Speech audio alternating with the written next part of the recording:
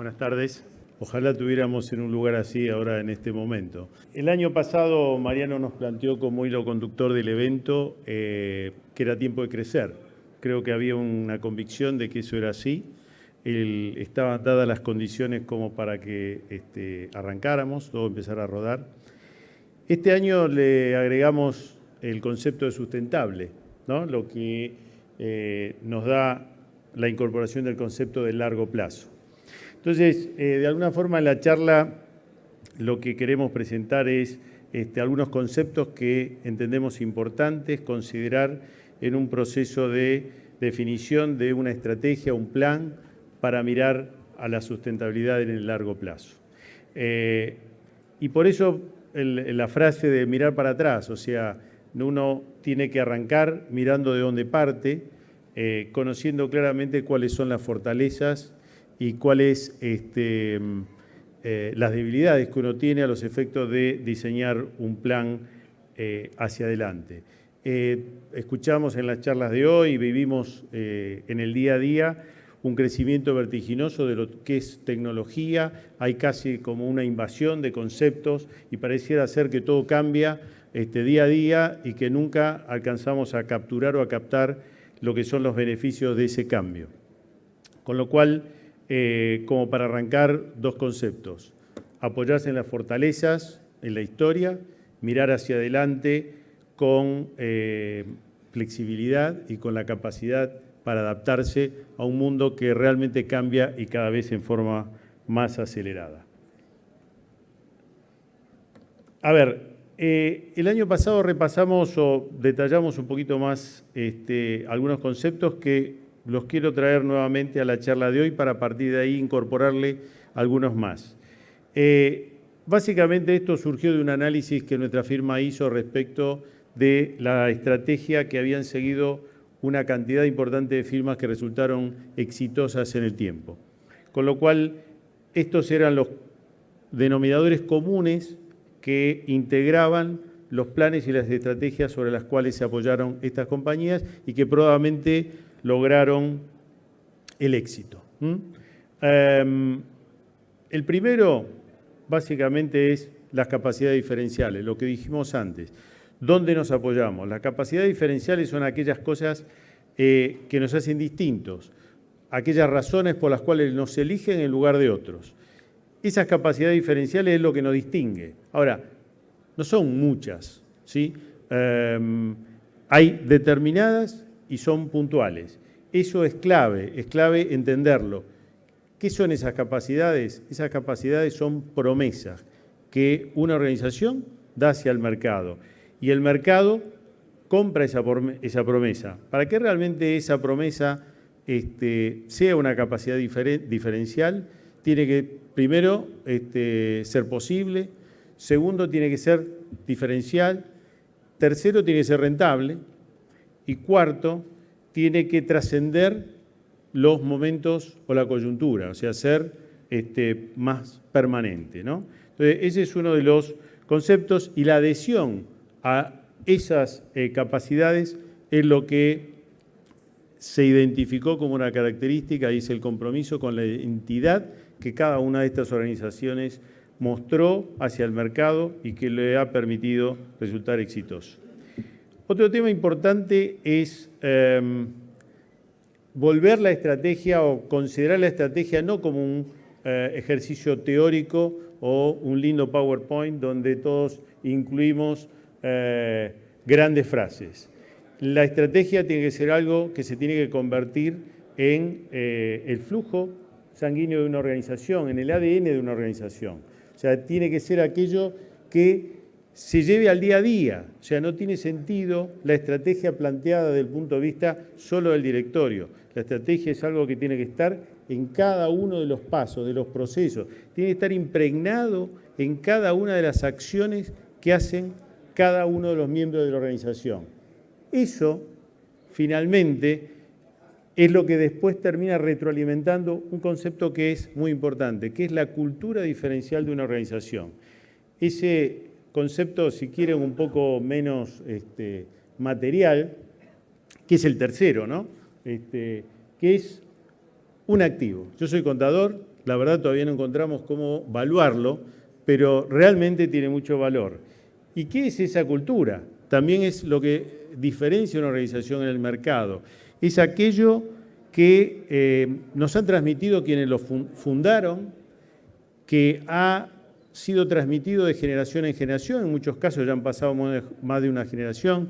Son creencias, son conocimientos, son pensamientos, son sensaciones, todas de alguna forma transmitidas e incorporadas a una organización. Eso tiene un valor muy importante, primero porque nos diferencia y segundo porque es aquello que va a dar las condiciones que van a permitir realmente un crecimiento exitoso. Con lo cual, esto es casi como llevado al deporte. Cuando jugamos al fútbol y nos conocemos mucho, ya sabemos antes de patear dónde va a ir la pelota o dónde ir a buscarla. Una organización con una cultura fuerte tiene ese dominio colectivo y es lo que la hace duradera. Bien, todo esto no es barato, con lo cual el otro componente es entender de dónde, que para poder invertir y crecer y desarrollar estas capacidades diferenciales, tenemos que ahorrar, ¿sí? Ese ahorro, ¿de dónde viene? Básicamente de identificar cuáles son las actividades que realmente generan valor, de cuáles son aquellas que no lo hacen y trabajar básicamente en esa línea. Definir el presupuesto en base a la estrategia es clave para poder realmente sentar la base del crecimiento. Y el otro componente es realmente crear nuestro propio futuro. O sea, en base a lo que mejor hacemos, en base a el conocimiento de nuestros clientes. Y hoy se habló ya en esta charla respecto de la cantidad de información, y vamos a tocar también ese punto un poquito más adelante, que existe, que nos permite conocer mejor los mercados y los clientes con quienes trabajamos para poder sorprender y anticiparnos a los cambios que vienen hacia futuro. Esos eran los 5 pilares que comentamos. Vamos a ver, vino animado, bueno, vamos a ponerlo todo junto. Estos son los 3 que quiero incorporar en esta charla. Básicamente, un tema fundamental, realmente desarrollar y fomentar una cultura hacia el cambio, ¿sí? Una cultura de adhesión y casi de incorporación del cambio como una variable dentro del negocio que es clave para lo que es el crecimiento y la sostenibilidad o sustentabilidad de un proyecto. Hay un montón de comentarios, pero muchos podríamos decir, sin equivocarnos, que tal vez en los próximos 5 años las cosas van a cambiar mucho más de lo que han cambiado en los últimos 50. Y nadie se sorprendería si yo digo eso lo dijo el presidente de General Motors, como lo podemos decir muchos de los que estamos trabajando y desarrollándonos, ¿no?, en este mundo desde hace unos cuantos años. Con lo cual, crear una estrategia y un proceso de cambio, incorporar la organización es clave. Otro tema es toda esta evolución geométrica o meteórica de los últimos tiempos en cuanto a lo que es tecnología y el impacto que ha tenido en los modelos de negocio, ha abierto la cabeza hacia nuevas formas o fuentes generadoras de valor. ¿Qué son esas fuentes de creación de valor o generadores de valor? Son básicamente nuevas formas que está adoptando el capital. Conocemos el capital como el capital financiero, como el concepto básico, y ha tomado a lo largo de los últimos siglos, desde el nacimiento del capitalismo, distintas formas y ha tomado y ha ido incorporando cosas. En los últimos tiempos, brevemente, en los últimos corto tiempo, ha incorporado nuevos conceptos. Vamos a tocar algunos de esos conceptos. Y el tercer punto que queremos agregar es mejoremos el coeficiente digital, que es básicamente, de alguna forma, como la habilidad que hoy tenemos que desarrollar en una organización, una empresa, para realmente obtener o usufructuar toda la inversión que en tecnología estamos haciendo. Y ese coeficiente es clave en este momento. Nuestra firma está midiendo cómo ese coeficiente tiene un cierto nivel de estancamiento. Después voy a invitar a un amigo que está acá, que es más digital que yo, que nos va a contar un poquito cómo lo está viendo.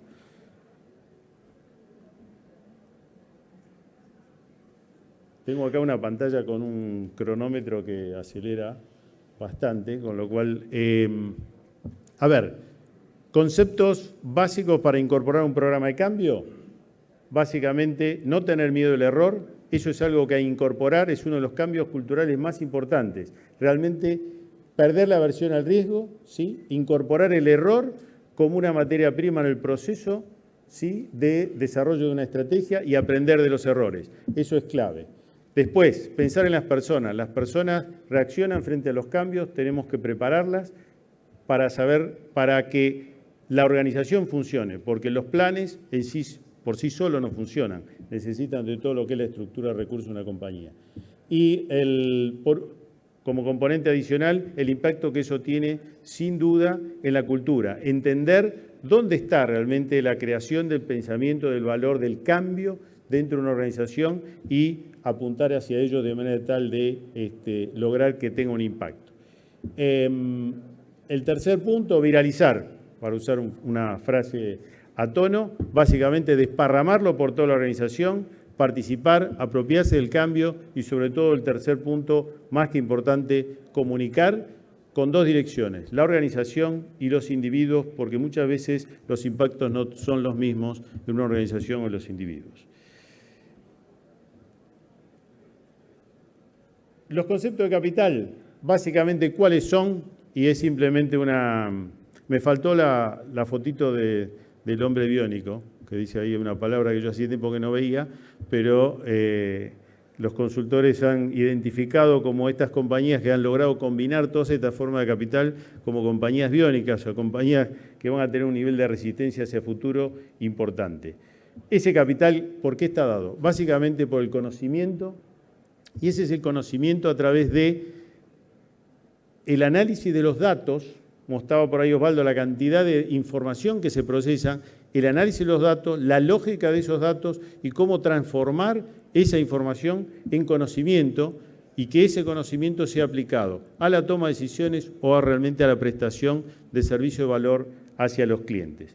El comportamiento, el saber cómo se comportan no solo las personas, hoy en día las sociedades en su conjunto, incluso las máquinas, qué comportamiento tienen de manera tal que nos permita vincularlos entre sí y en función a eso anticiparnos a lo que pueden llegar a ser los gustos o lo que nos van a demandar hacia futuro y no quedar detrás de lo que puede ser la avanzada de este desarrollo tecnológico. Y el tercer punto tiene que ver con la interconexión. La interconexión es básicamente entre todas crear una red que incorpora todos estos datos que comentábamos anteriormente y los conecta entre sí y permite que entre sí se genere un nuevo ecosistema en el cual todos los que estén ahí van a tener una posición privilegiada frente a otros que no lo estén. Con lo cual, estos componentes de capital son los que se incorporan y me parece importante simplemente tenerlos, siguen siendo importantes y mis clientes después no me digan que en realidad lo importante pasa a ser esto y no la parte financiera, sigue siendo extremadamente importante el capital financiero, el capital humano, el capital natural, los recursos que una compañía tiene, cuidarlos y protegerlos. Es importante abrir la cabeza dentro de las organizaciones a considerar que esto también forma parte del capital de una organización y que hay que desarrollarlo e incorporarlo como una base de donde realmente obtener beneficios. Y ahí llegamos al punto siguiente, que era que hablaba yo del coeficiente digital. Ahí lo invité acá a un amigo que tiene el coeficiente digital superior al mío y un poco para que nos comparta qué es lo que se está viendo de alguna forma en el mercado o qué ha pasado en los últimos años y cuál sería el disparador a las cuestiones a tener en cuenta hacia un proceso de transformación digital, ¿sí? Y cómo vemos que esto puede apuntar y ser sostenible hacia el futuro. Gracias, Andrés. Buenas tardes a todos.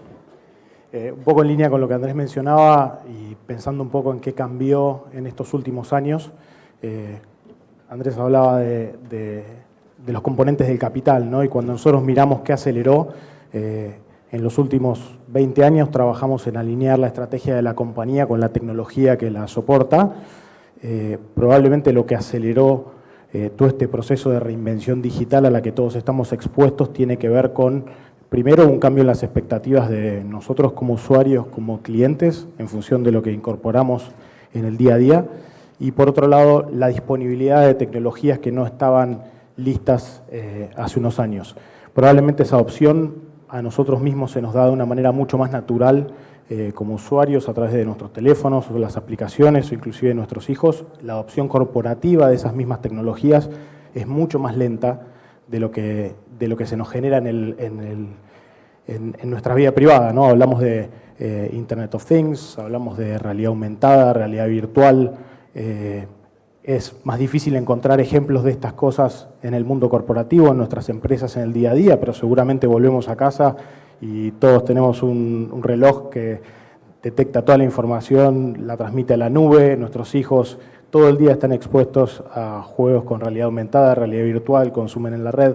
Estos cambios en las expectativas de los consumidores son los que nos desafían y nos aceleran.